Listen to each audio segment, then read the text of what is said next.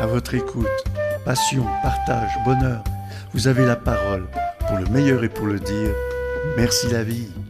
Merci la vie, bien sûr, merci la vie. Merci la vie, oui. Merci la vie. Merci la vie. Merci la vie. Chers amis auditrices, auditeurs, vous vous rappelez, j'étais avec Miglena il y a très très peu de temps, qu'il s'agit de parler de restauration d'icônes, entre autres. Tu restaures bien d'autres choses, Miglena, mais on est parti sur les icônes et je trouve que c'est déjà un sujet passionnant. Donc on va continuer là-dessus. On a vu comment on préparait, quel bois on utilisait, et pour le support, et pour le cadre. On n'a pas encore parlé vraiment des pigments, mais quand même un petit peu. On a parlé que tout cela était tenu par du jaune d'œuf, qui avec le temps se durcit, rend les choses encore plus solides. On a parlé de l'aspect sacré. On s'est aussi dit que c'était quelque chose d'important à l'époque pour une population qui pour la plupart ne savait ni lire ni écrire. Donc ça permettait dans un lieu sacré d'être tout de suite en immersion avec le pourquoi du comment on est là et à notre croyance. Ça c'est important. Et puis avec le temps, ma foi, même quand c'est bien conservé tout cela, eh bien, même si l'âme est toujours là, eh bien, elle est ternie par le temps. On a quitté la première interview en parlant de bougies, de chandelles, qui petit à petit, ma foi, mettaient un voile devant l'œuvre. Et puis donc, c'est l'occasion maintenant d'aller beaucoup plus loin, Miglena, dans ce qu'est la restauration. On est devant cette icône, ça faisait 300-400 ans qu'elle était là. Et puis tu vas remettre en lumière, puisque l'icône est là pour mettre de la lumière dans les âmes des gens, et c'est grâce à toi que finalement tout cela va de nouveau rayonner. Donc comment tu fais au moment où tu reçois une icône qui a du beau mot du temps et qu'on te la confie? Bonjour Michel. Mais bonjour. Merci pour la deuxième fois que tu es venu vers moi dans mon atelier pour parler de ce travail passionnant. Je pense que la dernière fois, on a parlé vraiment sur un vernis qui sont utilisés en époque et avec le temps qu'il devient très foncé, ce voile un peu marron qui se passe, qui se colle par-dessus. Il a des icônes on voit presque rien de détails. Et puis la dernière icône que j'ai restaurée, c'était une vierge avec quelques scènes, icône grecque. Elle était complètement foncée. Quand j'ai commencé de nettoyer, d'enlever, on peut dire millimètre par millimètre, cette couche de vernis, complètement de l'enlever, parce que avec léger nettoyage, ça suffit pas. J'ai essayé plusieurs manières et il était tellement épais, on peut dire crase ou saleté. Et aussi, de temps en temps, vernis, il fait des craquelures aussi. Le saleté, il rentre aussi dans les craquelures. Comme ça, à un moment, quand j'ai fait une petite fenêtre, et il est sorti un bleu magnifique derrière, parce qu'il a une période d'icône, on peut dire, un peu plus tardif, vers les Renaissances européennes. Qui était aussi, il avait un tardif renaissance sur Balkan, ont eu un fond bleu, comme imitation un peu de paysage derrière. Même ils ont créé des petits paysages. C'est ça qui est donné datation et puis le mis comme des petites renaissances. Alors restons, si tu veux bien, sur ce premier millimètre carré qui d'un seul coup s'ouvre à toi. Déjà, je pense que ça te donne le courage de persévérer pour tout le reste. Mais dis-moi, je suis resté sur ma faim l'autre jour quand on parlait de pigments.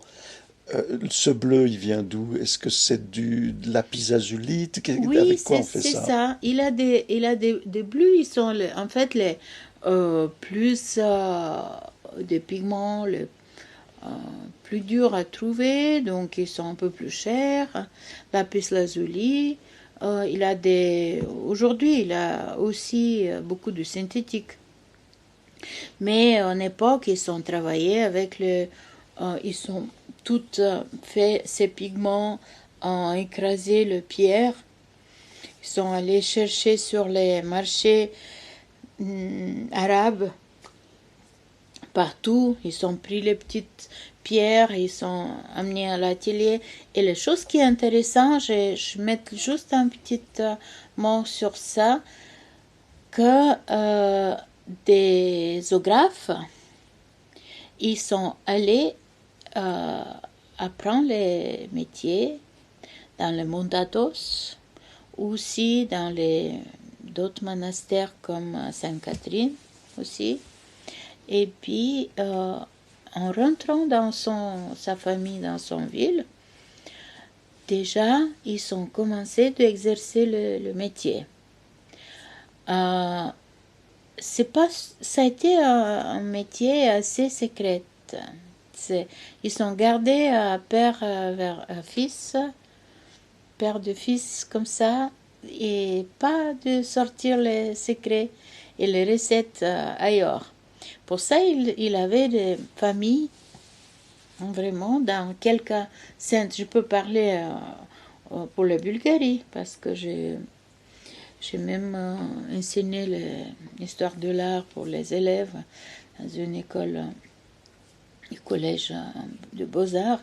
Donc, je peux vous parler beaucoup, mais on ne va pas aller dans trop de détails. Restons sur ce petit millimètre carré, voilà, s'il te plaît, toujours. C'est du lapis lazuli à la base. Ça vient peut-être de la région de Mashhad, en Iran, ou encore plus loin, qui sait. Ça fait peut-être partie aussi des secrets que tu n'as pas envie de nous dévoiler. Mais toi, tu me parles aussi de synthétique aujourd'hui. Ah, mais je ne veux pas aller plus loin quand même. Donc, tu me parles de synthétique, c'est parce que tu vas utiliser aujourd'hui quand tu dois restaurer quelque chose. Tu as toujours ces pigments originaux quand c'est nécessaire. Moi, j'achète les pigments, du pigment qui sont du marque qui fait qui produit pour restaurateurs. D'accord, ok. Voilà. Donc on est confiant que c'est pas. Je ne vais pas faire les publicités de marque. Non, bien sûr, mais enfin on n'est pas dans l'histoire de pétrole. Là, on est bien dans dans des non, minéraux que l'on va broyer et puis qu'on va utiliser toujours. correctement. Tout à fait, tout à fait. C'est juste pour mettre un petit mot, qu'il a différents pigments pour les murs aussi, pour fresques.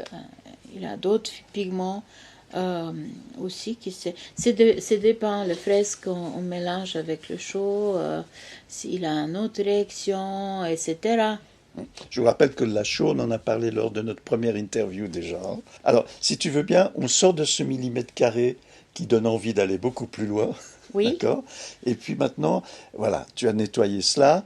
Tu m'as dit qu'il y avait d'autres méthodes, mais qui n'étaient pas suffisantes dans ce cadre-là et que tu as dû aller beaucoup plus loin pour nettoyer. Les méthodes qu'on utilise, si c'est pas aussi grave, qu'est-ce que c'est? Non, on fait juste alléger le vernis.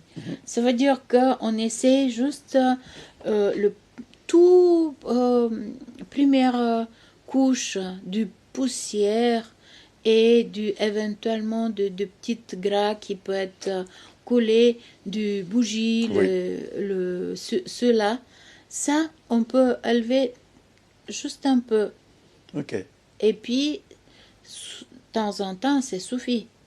Après, si on peut faire une intervention plus radicale, d'enlever complètement le vernis, il faut qu'on fait des petits essais. Il faut aussi demander au propriétaire de contrôler. Tout est contrôlé. On ne peut pas faire n'importe quoi dans les restaurations. Voilà. Mais moi, je suis fière avec cette icône et le grand plaisir est quand propriétaire, il vient le voir. D'un coup, wow. C'était comme une explosion d'émotions positives. Parce que c'est aussi le propriétaire de cette icône. Je parle de cette icône parce que c'est très nouveau, qui est passé par atelier. En plus, c'est une dame qui était conservatrice dans les tissus, dans un musée. Et donc, c'est quelqu'un professionnel qui Donc là, tu me c'est dis son qu'on métier. on parle d'une icône qui non seulement on a dû retirer une couche de graisse, hein, on peut dire ça, du gras, mais que c'était pas suffisant, qu'il a fallu aller plus profondément. Et tout à l'heure, tu évoquais le fait que parfois il y avait même des craquelures. Oui, il y a toujours les craquelures. Comment on traite ça? Parce que on fait des. En fait, le bois, c'est quelque chose vivant. Ça veut dire, il est.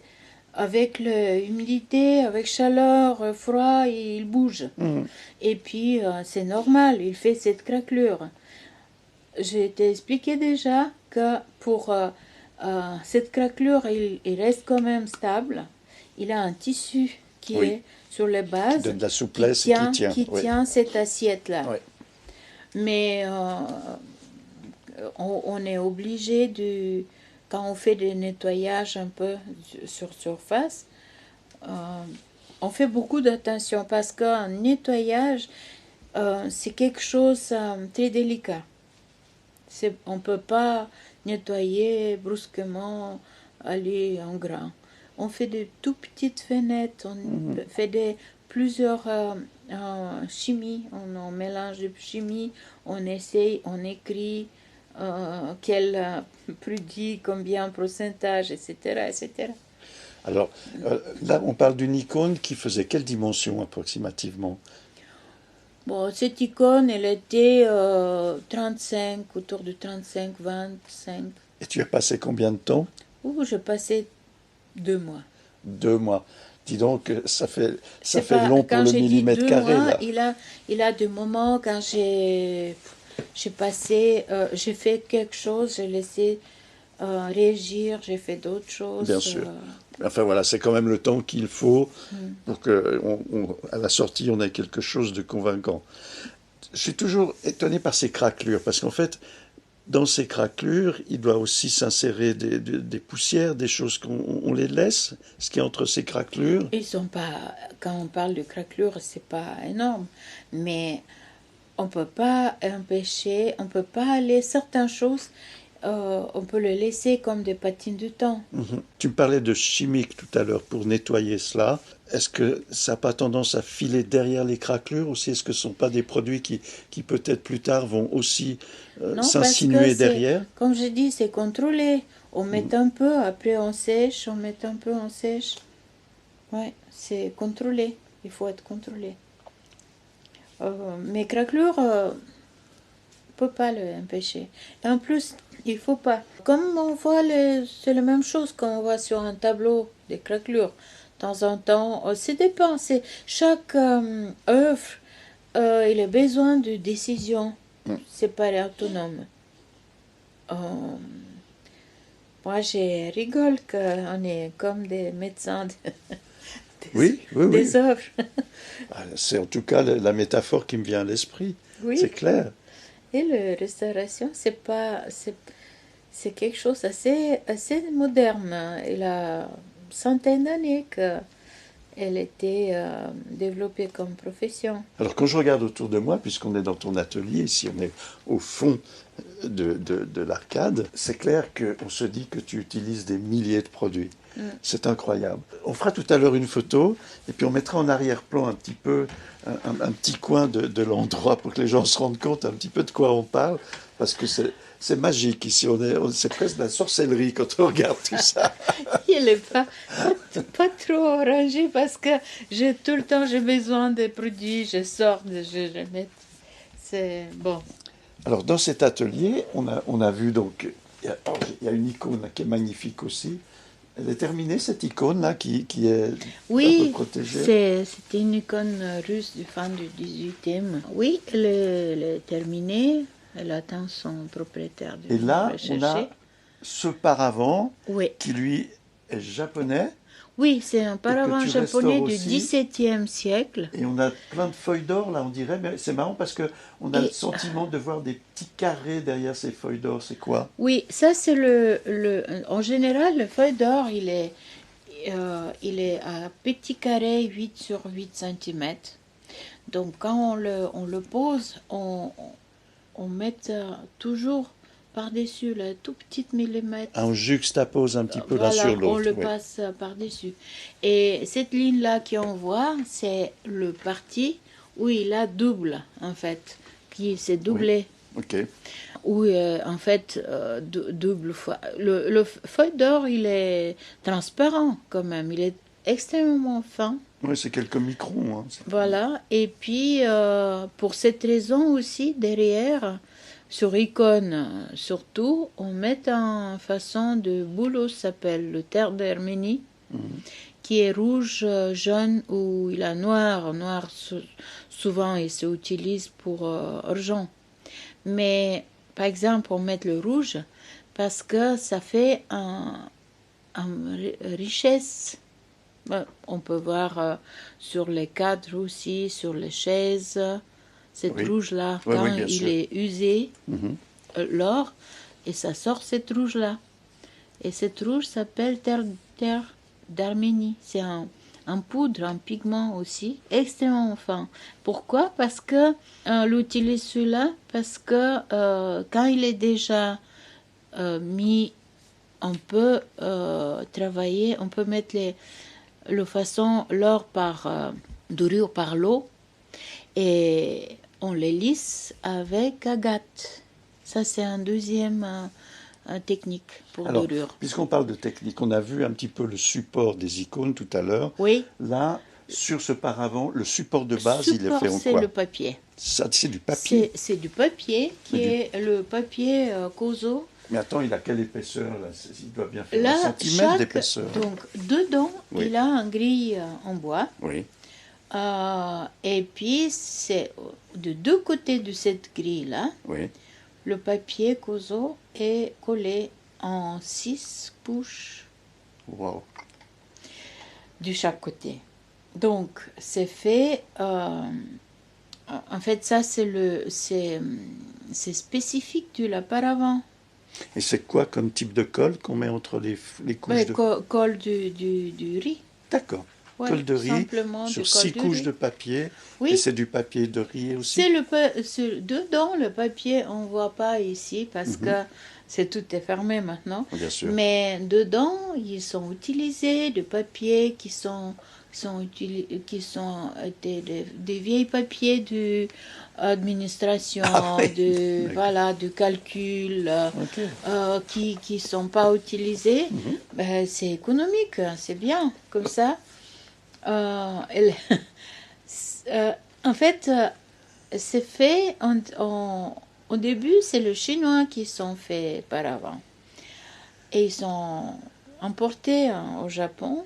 Mais quand les maisons au Japon sont très légères, le sol est léger, et puis le paravent japonais, chinoises, ils sont lourdes, ils sont en bois, ils sont très lourdes. Donc ils ont été obligés de développer ses propres paravents. Même de curiosité que le paravent en Chine, ils ont été mis pour empêcher le mauvais esprit de rentrer à la maison. D'accord. Parce qu'ils ont pensé que le mauvais esprit, il passe que droit. Il ne peut pas Contourné. tourner. D'accord. Alors, ce paravent, donc, il est fait sur un support de feuilles, de 6 couches. Oui, à la fin, il a une couche qui est du papier un peu plus épais, qui sert pour comme support de dessin. Donc, dessus, il y a des feuilles De d'or peinture. Il a des feuilles d'or. qui sont un petit peu Et juxtaposées. il a des pigments. Voilà. Il a un peu de différence quand même avec Icône. Ça aussi, ils sont utilisés pour pigments en façon de colle d'animaux aussi, mais il faut qu'on l'utilise très fin, pour très peu, avec grand on le Dilution. dilue beaucoup Très plus, dilué, oui. voilà, très dilué. Certains dorures, elle est fait aussi aux poudres d'or, pas ici, mais Ça arrive. auparavant, oui. Et là, il utilise un blanc qui est très spécifique, le blanc du coquille. de coquillage, D'accord. ouais, qui était En écrasé poudre. aussi en poudre. Mhm. C'est très spécifique aussi. Son magique vernis rouge. Et là, l'objectif de ce grand paravent, qui doit, une fois déplié, il doit bien faire plus que 2,50 m. Hein. Il est grand, ce paravent. C'est 3,60 3 mètres, m. 3,60 m. Ouais. Je ferais bien de le voir. C'est Ah 3. oui, oui, il y a encore... Oula, Et là, si. effectivement. Donc, il a ce boubou s'appelle. C'est paravent, six parties. Donc, Ah, j'en vois que 4, c'est pour ailes. ça. Ouais. 6 ailes. Ok. Il a certains qui sont à 2, il a à 4, et le maximum à 8. Et là, C'est spécifique, j'ai déjà, excuse-moi, je Oui, te je t'en coupe, prie. mais Non, non, c'est moi qui te coupe. le très spécifique sont les charnières en papier.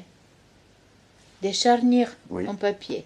Parce qu'ils sont faits de telle manière qu'on peut plier d'un côté et de l'autre côté. D'accord. Et c'est vraiment quelque chose de spécifique pour paravent. Ça paraît fragile tout d'un coup, quand tu me dis ça.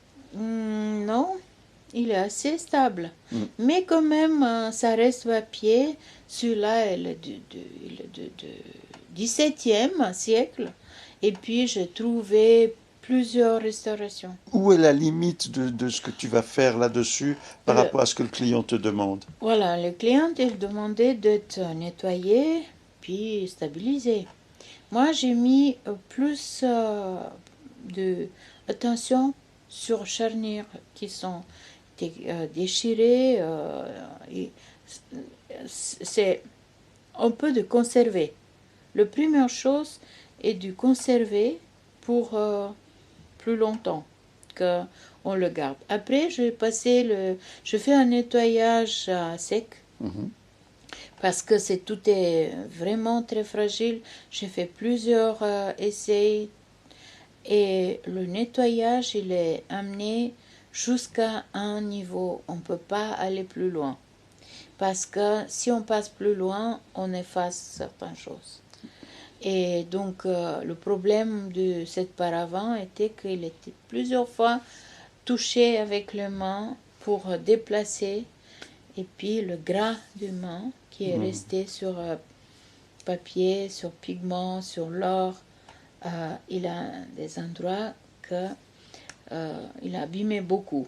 Moi, je suis en étape de faire les retouches sur l'or. Sur certains endroits, je vais faire, ou si je mets, où il a des manques de l'or et papier, je vais mettre l'or, mais je vais adapter les patines des violonistes pour que l'objet il reste quand même homogène. Mais je ne peux pas aller très loin, donc il va rester avec sa patine du temps, l'ancienne restauration qui ont été faites. Tu vois, cette partie qui a des verres plus clairs. Oui. Et l'or, voilà, ça c'est une restauration qui a été faite. Oh ben, il y a déjà une sacrée différence. Hein. Et là, en termes de temps passé pour cette restauration? Oh, ça, je suis déjà 3 mois. Ok. Et puis, il me reste encore un mois peut-être. Ça peut faire des 4 mois auparavant comme ça. Eh bien voilà, donc on a vu la fois d'avant les icônes, on a vu Eh ben, après comment on les restaure, maintenant on est passé sur du Japon. Est-ce que tu as autre chose que tu voudrais profiter de nous dire? Moi, je suis sur un projet maintenant de sculptrice Malbine, ses sculptures du tout premier tirage qu'elle est sorti en plate. Et puis, la fondation, ils m'ont appelé pour faire nettoyage et puis de remettre en ordre les parties qui sont cassées, des sculptures de notre Genève, de notre sculptrice genevoise connue, Malbine. Je vais te laisser à ton travail, d'accord? D'ici quelques temps, je reviendrai volontiers te voir, et puis on parlera effectivement restauration de sculpture cette fois, ok? D'accord. Mais Okay. là, on prend notre temps, et puis encore une fois, je te remercie de nous consacrer ce temps, je me répète, parce que Je sais que nos auditrices et auditeurs, eh bien maintenant, ils ont sur le podcast l'adresse, le nom, le site internet, tout ce qu'il faut pour venir te voir. Tu es à peine à 100 mètres du musée d'histoire naturelle, donc c'est très facile de te rejoindre. Et puis, j'espère qu'une fois ou l'autre, quand on fera toc-toc à ta porte, tu auras encore 5 minutes pour parler avec les gens qui viendront te voir si jamais. Et puis, merci de restaurer tout cela, parce que nous, on est bâtis sur une belle histoire. Et puis, quand elle est un petit peu ternie par le temps, eh bien, heureusement qu'il y a des gens qui ont cette magie de faire revivre tout ça pour que la lumière soit avec nous. Merci aussi à toi, Michel. Bien sûr, tout le monde, il peut venir, même quand il y a des expositions d'artistes, en Blizzard Co-Select, et puis aussi dans mon atelier, venez, je suis là. Donc, moi, surtout par téléphone aussi, parce que je peux être chez client. Mais en général, je te remercie infiniment à toi que tu aies mis une petite lumière sur mon travail. Alors, sur ton travail. Merci la vie. Et puis aussi, merci d'accueillir tant d'artistes dans ce magnifique endroit qui est si lumineux, avec cette grande arcade qui fait plaisir. On a toujours envie d'y rentrer. Oui, à tout bientôt. Je t'embrasse. Chers amis, auditrices et auditeurs, à tout bientôt. Merci. Et Jussette, le meilleur du monde. Au revoir. Au revoir. Un grand merci de votre soutien. Merci de continuer à vous abonner. Je vous souhaite le meilleur du monde et à tout bientôt. Au revoir.